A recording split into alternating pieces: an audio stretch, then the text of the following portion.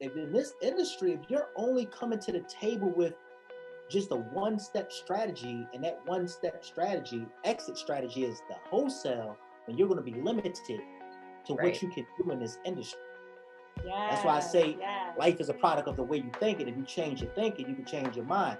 Education, they've been telling us our whole life, right? Like education is power, knowledge is power. Yeah. The more you know, the more money you can make, the more successful you can become.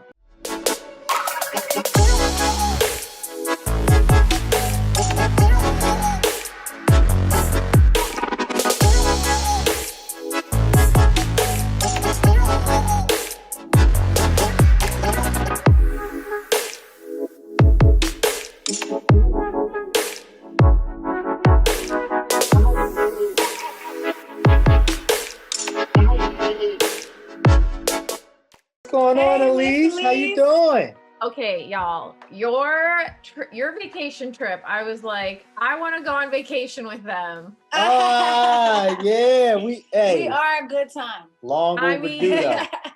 I was like, look at this beach. Look at them just having fun. I need a vacation. Okay, so starting off, you guys have been on our webinars and everything. I know people know you, but could you just talk about like your market and how you guys got into real estate investing? Yep. You want to kick it off? Sure. So we are, you want us to introduce ourselves too? Yeah. Go ahead. So I'm Rob Van Harris, and this is my beautiful wife, Catherine Harris. And tell the folks a little bit about us, honey. And so just to tell you a little bit of background about us, we are real estate investors. Also, we are agents as well. And we are right now in the Atlanta market. Basically, we work the Atlanta market. Yeah, the Atlanta market. We also cover Pennsylvania, Philadelphia, PA, not just Atlanta, but all the surrounding areas of Atlanta. So, we pretty much cover the entire Georgia. So, we also buy, fix, and flip homes. Yep. We do a lot of creative financing. We do a lot wholesaling, of course, right? We do it all. We have a smart portfolio, so we do it all. So we're looking definitely, you have people here that you want to link up with us, man. We always open to build, building relationships and linking up with others and just really building up, those relationships here in Atlanta as well as Pennsylvania and all the surrounding areas. Yeah, I'll definitely be linking your guys' YouTube channel and your IG handles in the description. So everyone feel free to reach out to them. And I would love for you guys to tell your story, because the webinar was where I first heard your story of how you got into like real estate investing, how you guys moved to Atlanta and everything. Would you mind touching on that a little? Yeah, so we came to Atlanta in 2014, us, our children, and my mom at the time. And, we basically had a plan to move into a house, but when we got there, the house was just, when we first went to visit the house had this dog smell to it. I didn't go into the depths of what happened, but it had this dog smell to it. And then the agent at the time had promised to have the house cleaned.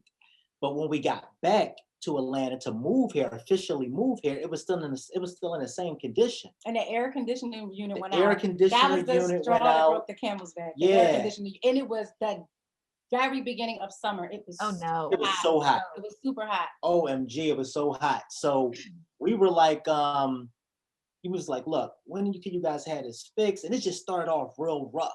So we just was like, you know what? Give us back our money. We're leaving. Right. And we left and we ended up in a hotel because, mind you, we're in a foreign land. We don't have no family, no friends. So that became a journey. We was literally looking for somewhere to stay from a hotel. That's how we ended up living in a hotel with our boys. So it wasn't like we just moved to Atlanta, right, with our four boys and just decided to go to a hotel. No, that wasn't the plan. We had a house and we had provisions, but at the end of the day, what we planned just didn't plan out as planned. So we ended up staying in a hotel.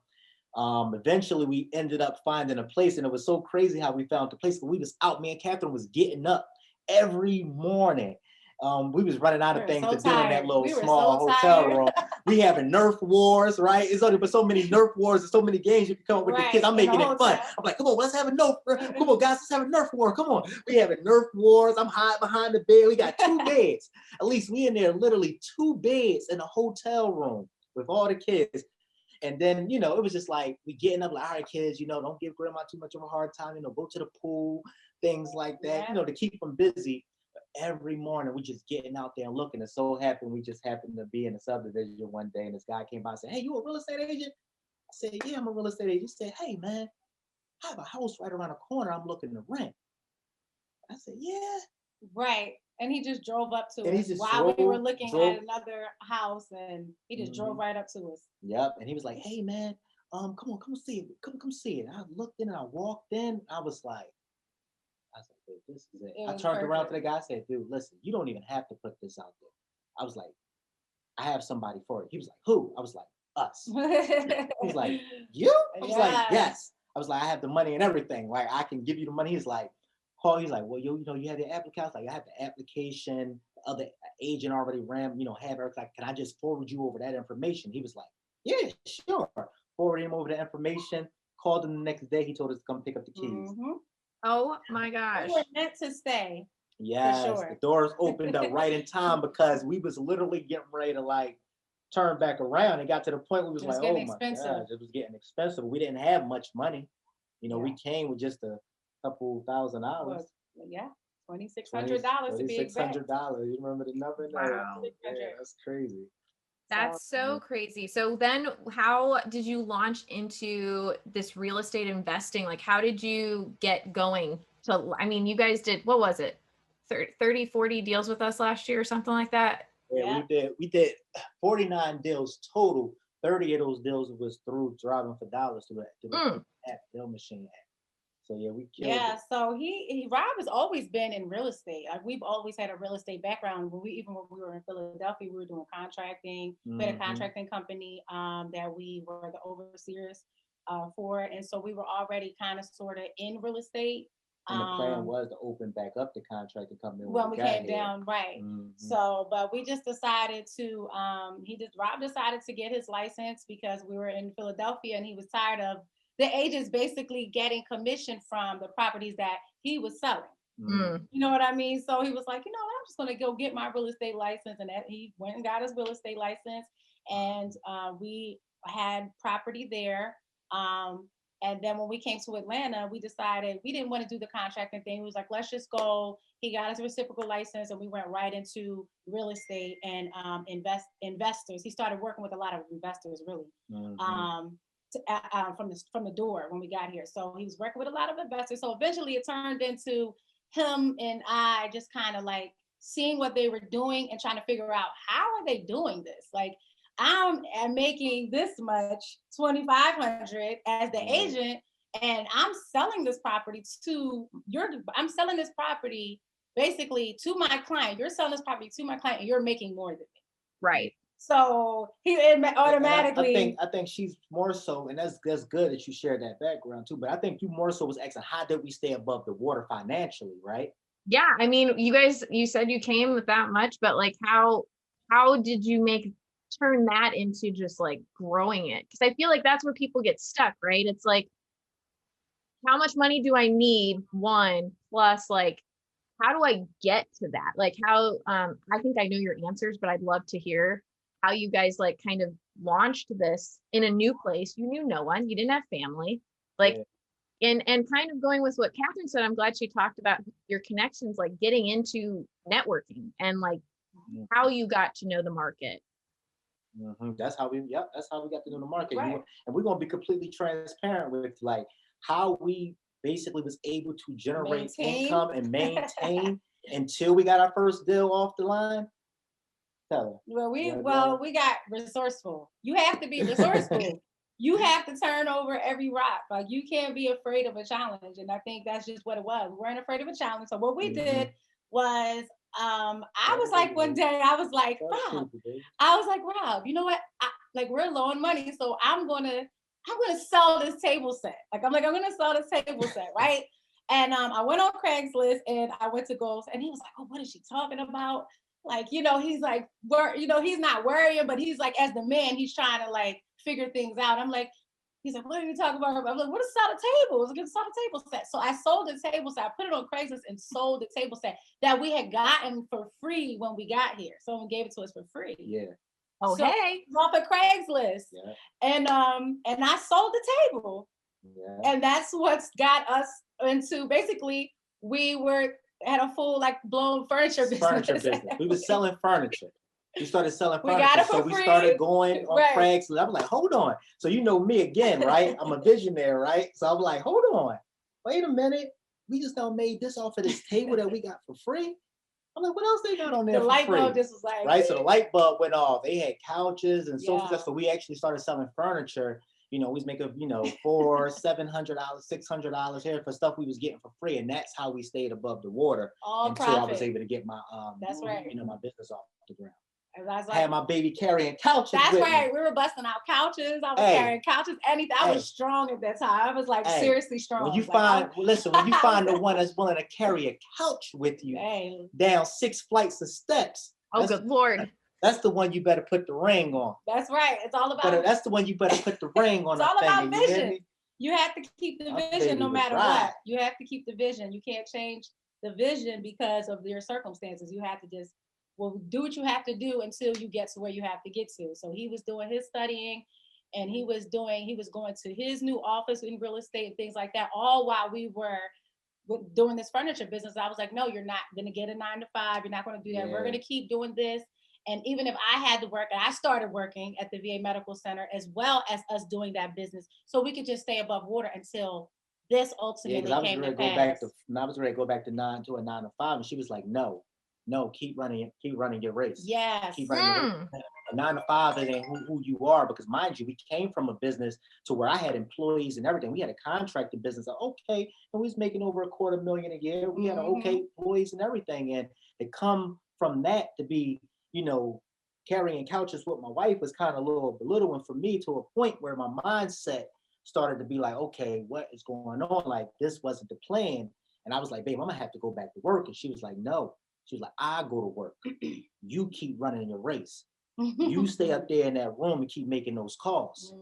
And I remember, I never forget it. We had an upstairs portion to where it was like a loft, and I would literally get on the phone and make cold calls. I had no money for no other type of advertising at the time. Right. And I would make cold calls. At the time, you buy expires. I was a listener, so I'm doing buying expires and Fizzbos through the system and through Mojo at the time. Grinding it out. And just grinding it out.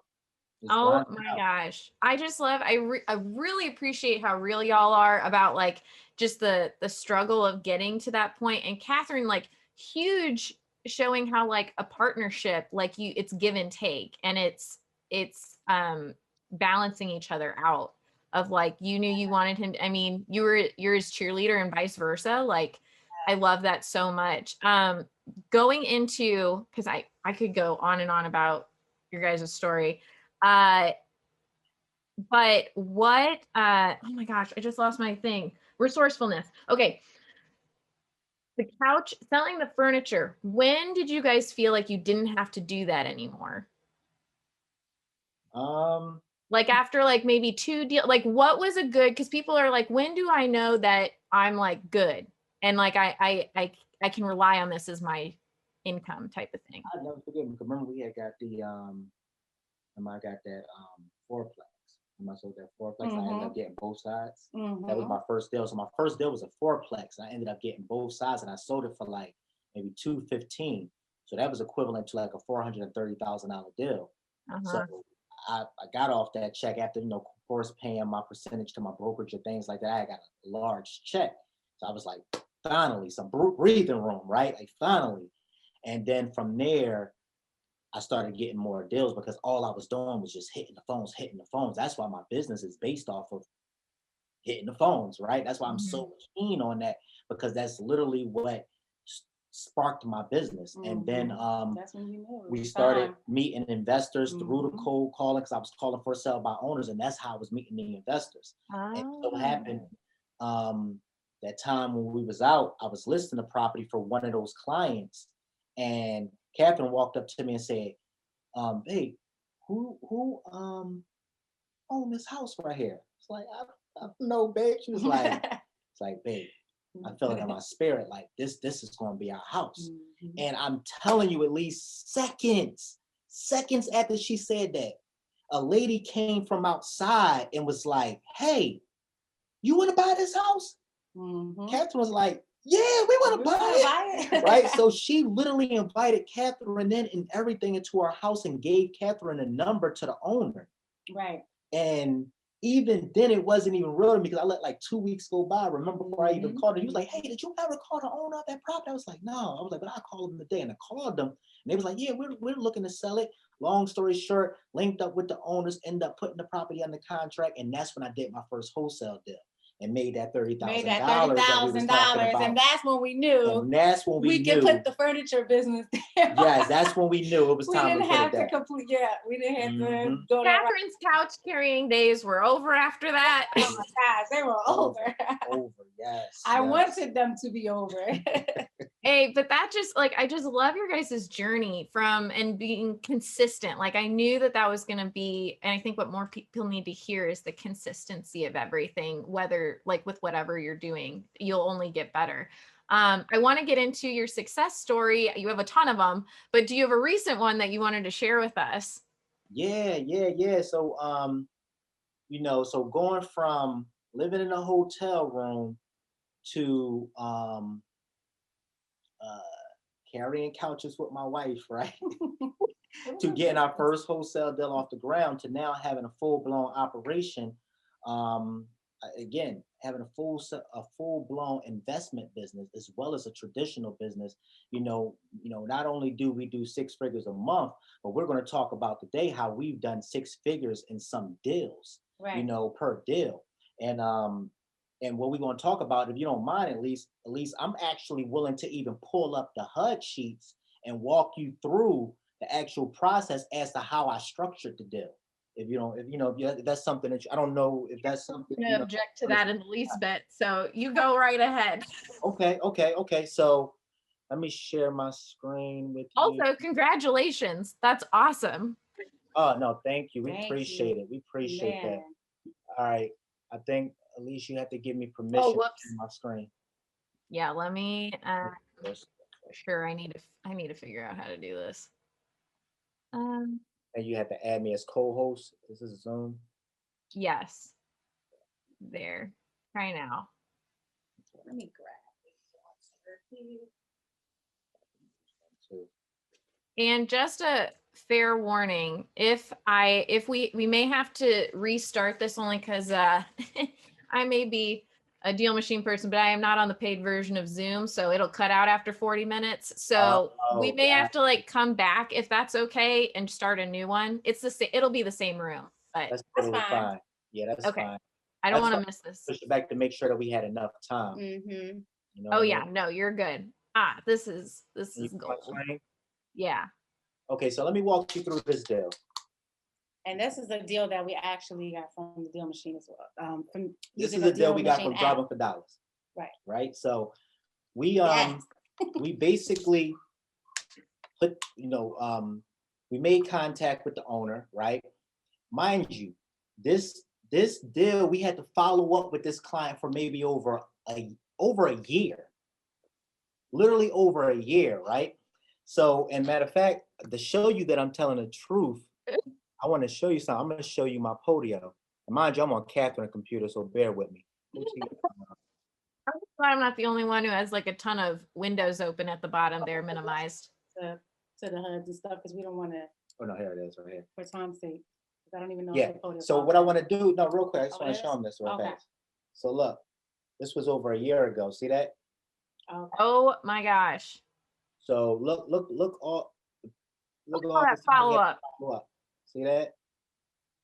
And I'm showing you this just to say, I say this all the time, and I just I'm showing them this to stretch my point. Right. The power is in the follow-ups. Yeah. You hear what I'm saying? Like the power is literally in the follow-ups, and people don't understand. Like they just think that, these deals is just going to fall in your lap. No, you have to get creative. You have to get a little bit more resourceful and keep more, extra tools in your back pocket. So all that being said, followed up with this deal for over a year. So guy kept telling me, hey, I'm gonna get down there to show you the property. I'm gonna get down there to show you the property. I'm like, okay, when? He like, next week. Called him back next week. Hey, you're gonna meet me today? You told me to call you back. I'm calling you back. Said 12 o'clock next week. I'm calling you back. Oh, Rob, you know what? I'm caught up. Let's try again next week. And now I just got tired of it. I said, you know what? I got him this far to where he's at least wanting to let me into the property, right?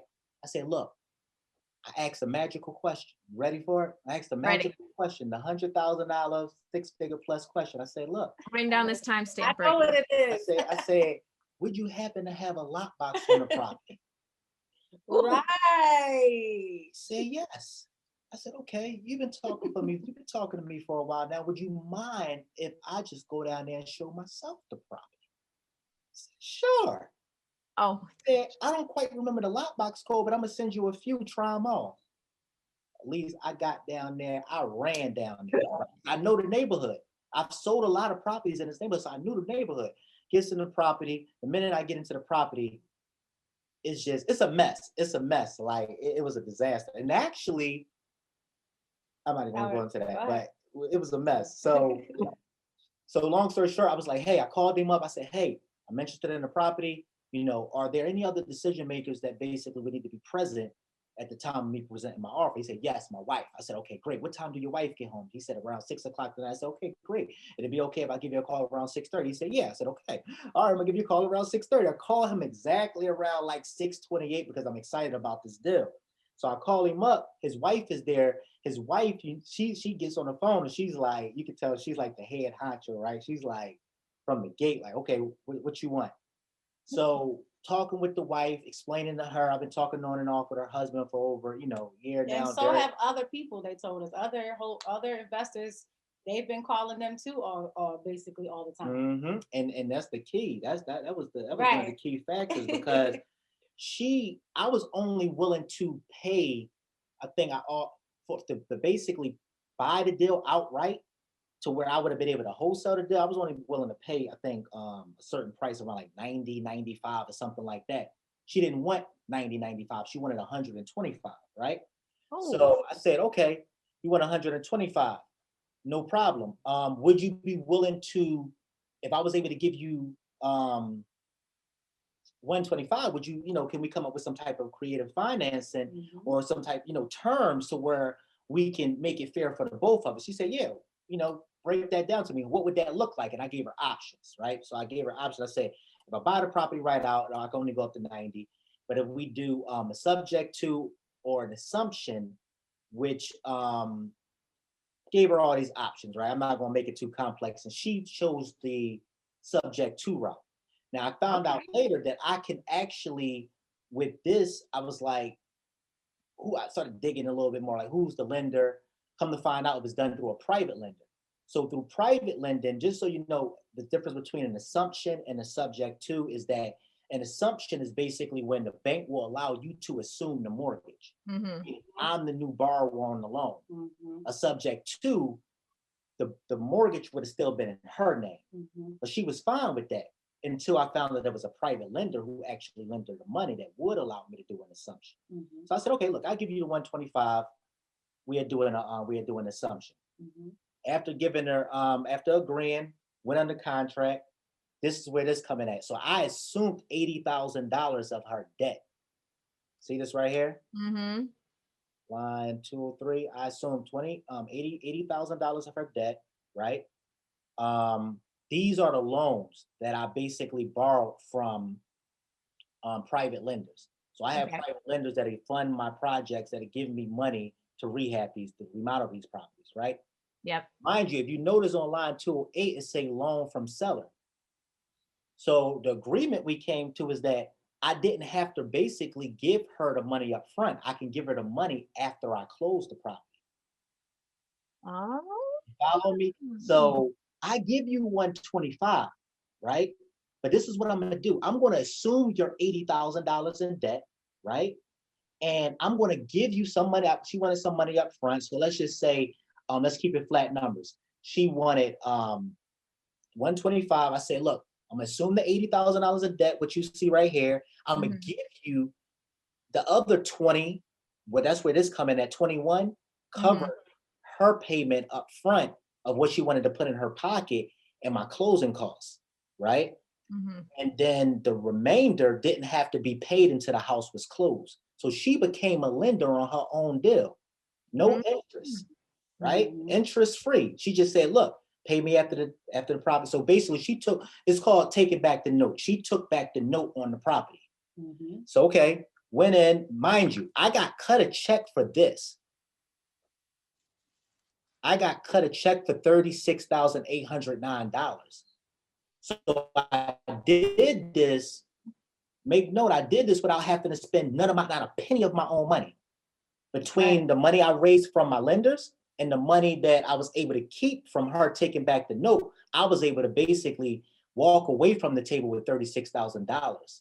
But that $36,000 was going to be towards my rehab costs. Oh my gosh. Okay, none of my own money. Go ahead. No, just thank you for showing this because I love the breakdown of everything. This is so what they do is they include the way this lender, every closing attorney does their HUDs different. This closing attorney basically included everything in it. So basically brought me to 162 in debt. But we know that I took $36,000 of that and pocket that money to be able to put towards the rehab. So speed it up. We went ahead. I have a contracting team that I have in place that does all my flips. That's why I say we do a lot of flips. So if people are looking to, we're not just wholesalers. If people have great deals in Georgia or Pennsylvania, that's why I say I want to link up with them because we're always looking for deals to buy. So we went in, fixed the property up. A couple months later, here is, let's see if I can pull this up. So we fixed it up. And after fixing it up, we put it on the market for $350,000. Now, mind you, I was all in on this property. $80,000 note that I took back, right? The $80,000 note that I took back, and I didn't have to pay none of my loans back until the property sold. So now let's fast forward. Now let's break it down. I ended up going under contract immediately for $350. So that's what kind of delayed this because the person who had us under contract for $350 ended up walking away. So for sure, I had a cash buyer that come along and purchase the property. You ready for this? No, I don't think so. Guess how much we ended up. So I got the property for $125. That screen freeze. You still there, Elise? Yep, I'm here. Okay, so mind you, we got the property. We're all in debt, right? $125,000. Right? Then I ended up borrowing some loans here. And if you look over here, you will see my loans. The 24 that I paid to cover her costs, what she wanted up front, and my closing costs. Okay. Is my screen freezing on your side? Maybe you're back. You're good. Yeah. Okay, so that was my loan that I borrowed from one of my private lenders to basically cover her debt and the closing debt. And then I borrowed a total of another $49,000, $200 plus another $6,000 in loans to fix the property up. Okay. All borrowed. So this is all borrowed money. Okay. This is all borrowed money from the private lenders. But now, mind you, remember that $19,002 that the seller agreed to take back, and I wouldn't have to pay her until the property was sold? Yes. That's this right here. Okay. $19,257, right? Then the mortgage, the payoff of fifth mortgage. Oh, I borrowed some more money. This is all borrowed money, right? Long story short, you ready for this? If you scroll down and you look right here at this end column, after all my debt was paid, mind you, zero out of my pocket, Catherine and I made $123,605.77. Yeah. Oh my God. You dig what I'm saying? So and we say that to say, like, and people know, man, we're very, very humble folks. And I'm showing this to you guys because you guys are family. And I know that the people who have followed us after our original show, You know, they're like family, right? You guys got the best audience ever. Oh, But we do. I love it. I'm telling you, I'm telling you to say this, like life is literally a product of the way you think, right? And if you can change your thinking, you can literally change your life. You following what I'm saying? Like Yes. we're literally went and guess what? In the middle of this deal, I had another investor call me because I you know on social media, you know, I'm posting, I'm in front of the house and I'm talking about the house and how we're about to flip it. A guy, no, he inboxed me on Facebook and he was like, hey man, is that property, you know, on Cascade? And I was like, he knew. like, how do you know where this property is located? Right. Right. And I hesitated to reply back because this at the time during the rehab, I'm like, what? I'm like, maybe he knows something I don't know. Like, is this thing on a floodplain? He about to tell me something along those lines? Like, what is he about to tell me? Right. He said, I replied, I said, yeah, I said, yeah, it is one. I said, how you know? He said, because I was talking to the seller last year this time. I was trying to buy it. I said, oh, word? I said, oh, why didn't you purchase the property? He said, because she wanted too much. Mm-hmm. See what I'm saying? She wanted too much. So if I was purchasing a property at that time outright, like I told you, that's why I said you got to have more tools in your tool belt. Yeah, in this industry, if you're only coming to the table with just a one-step strategy, and that one-step strategy, exit strategy is the wholesale, then you're going to be limited to what you can do in this industry. Yeah, that's why I say life is a product of the way you think it. If you change your thinking, you can change your mind. Education, they've been telling us our whole life, right? Like education is power, knowledge is power. Yeah. The more you know, the more money you can make, and the more successful you can become. Mm-hmm. So I say all that to say, man, we never, you go to any of our videos, we never did anything like this, but I wanted to share this with you and your audience to be able to give the breakdown as to, and I can stop sharing now. I wanted to really give you the breakdown because I wanted to really give people the meat, because all we see, a lot of people not going to share stuff like that with you. You know, how you have different options, you know, subject twos, assumptions, novations. People not really talking that. Matter of fact, it confuse the average person that's just trying to like, look, man, I'm just trying to get my first wholesale deal. What is the heck is a subject to? What is an innovation? What is a assumption? Right? So what I just now explained to you was a deal that we did as an assumption, and we made 6 figures just off that one deal and didn't have to come out of pocket $1. That's right. $1. I am just like blown away. And also I wish that we had met like 2 years ago, because I had a property where I was just like, oh, she wants too much. And I walked away from it. And I probably could have done something else with it.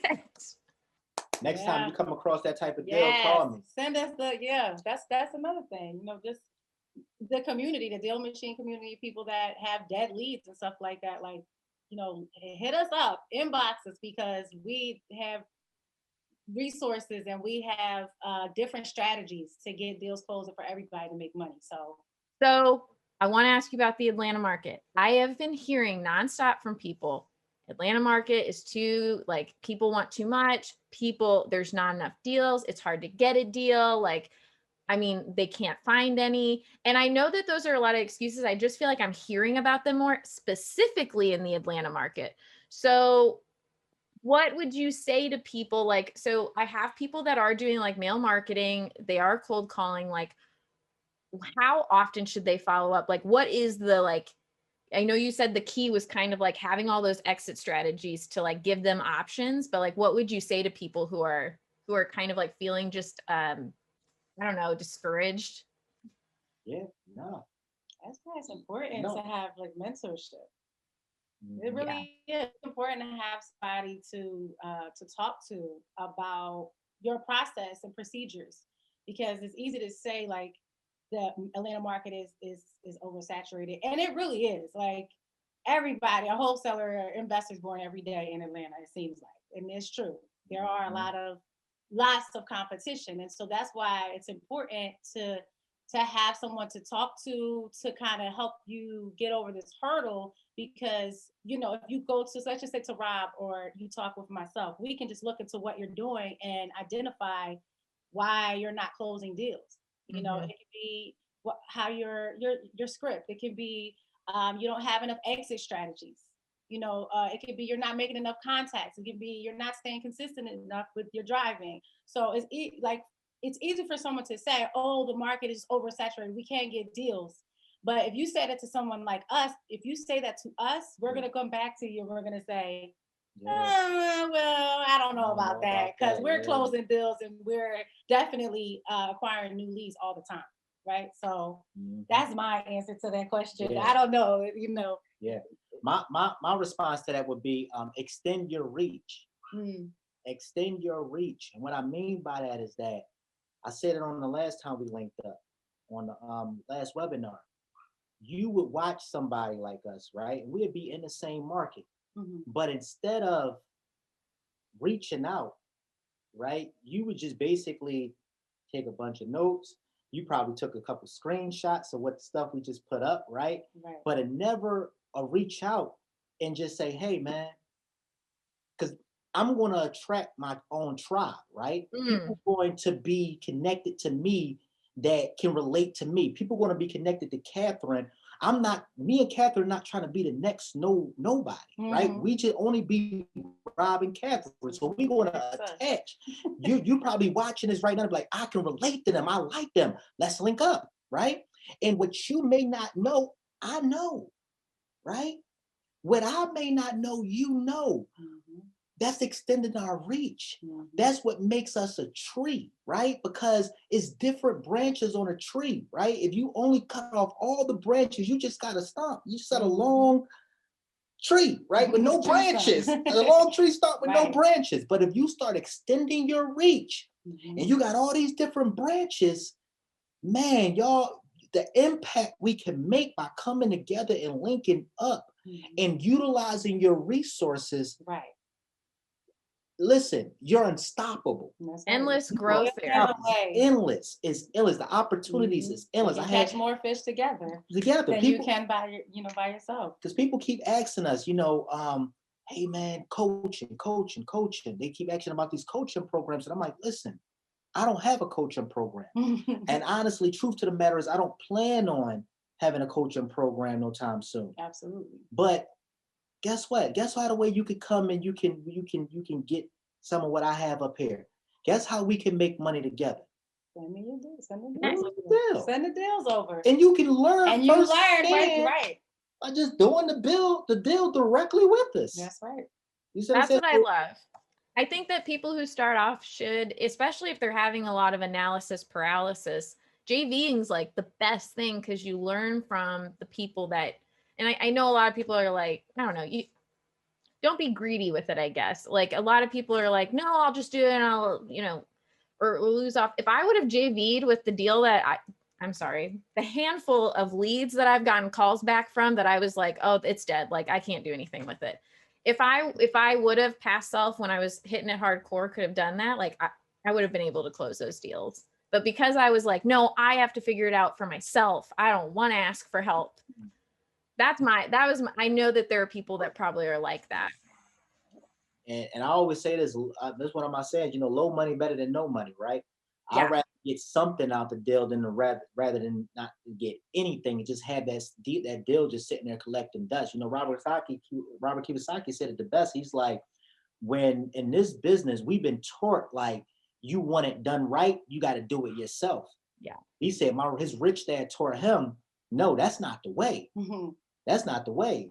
You actually don't want to get it done yourself. Right. Actually, you want to find out how to have everybody else do it. You actually want to become, in a sense, lazy. You see what I'm saying? Be incompetent is what he said. You see what I'm saying? He's like, you don't want to be the person to try to do it all yourself. Find out how you can basically build a team around you that can help you move as a force. Yeah. You see what I mean? And that's how you all win together. That's how you continue to thrive. People just want to basically, they don't think like that. You know what I mean? And then eventually they come back to you, Elise, and they say that the Atlanta market is oversaturated and they're not getting any leads. And eventually they give up and they go back to whatever, you know, they're doing before for income and things like that, when there's no need for that. There's no need for that. There are. I love that, because we actually just I posted a reel today where Rochelle is starring in it. Oh, and what? she put, like, we're doing a series of like why real estate investors don't get deals, and today's was because they think it's a get rich quick, and it's instead about the grind and hustle and commitment. Yeah. And that's like a huge thing. I feel like everyone I talk to, it's like you have to wait a minimum of 3 months to see any traction going. And kind of like what you were saying, Rob, like you were calling after that first deal, because you were so consistent. Like they just kind of started coming at you because you had just been doing all this work, and it was like a snowball effect. Yes, it was. And you can't wait. And guess what? You can't wait till the snowball effect come in place. And now you in the rhythm. Now the deals are flowing, right? Everything is coming about as planned, but that's the time you have to even grind even harder. Mm-hmm. You see what I mean?